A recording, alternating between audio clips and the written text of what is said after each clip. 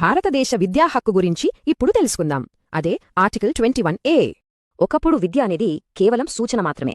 మరి అది ప్రాథమిక హక్కుగా ఎలా మారింది?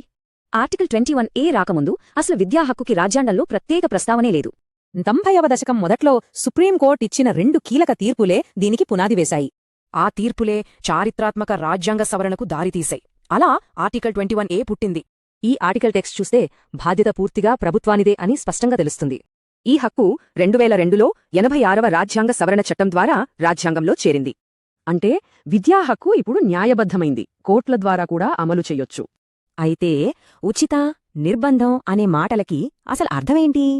ఇక్కడ గమనించాల్సిన విషయం ఏంటంటే ఇది ప్రభుత్వానికి 2 రకాల బాధ్యతల్ని ఇస్తుంది. రాజ్యాంగం ఇచ్చిన ఈ హామీని నిజం చేయడానికి ఒక ప్రత్యేక చట్టం అవసరమైంది. అదే 2009 విద్యా హక్కు చట్టం. ఇది అమలుకు ఒక సరైన మార్గాన్ని చూపిస్తుంది. ఈ చట్టాన్ని సుప్రీంకోర్టు సమర్థించింది, కాని మైనారిటీ సంస్థలకు మినహాయింపించింది. ఇంతకీ ఈ హక్కు ఎందుకంత ముఖ్యం? ఇది విద్యలో వివక్షణను ఎలా ఆపుతుంది? ఈ హక్కును ఉల్లంఘించడమంటే ఏంటి? ఒక చిన్న ఉదాహరణతో చూద్దాం. ఇది ఆర్టికల్ 21A ప్రకారం ఉచిత విద్యా హక్కుని నేరుగా ఉల్లంఘించడమే. ఈ హక్కు వెనక ఉన్న లక్ష్యాలు చాలా పెద్దవి. సమసమాజ నిర్మాణం, పిల్లల హక్కుల పరిరక్షణ. ఒక్క మాటలో చెప్పాలంటే ఈ ఆర్టికల్ ఆధునిక భారతంలో సమానత్వానికి ఒక మూల స్తంభం లాంటిది. ఇప్పుడు హక్కు అయితే వచ్చింది, కానీ నిజమైన విద్యా సమానత్వం సాధించడానికి ఇక ముందు ఏం చెయ్యాలి?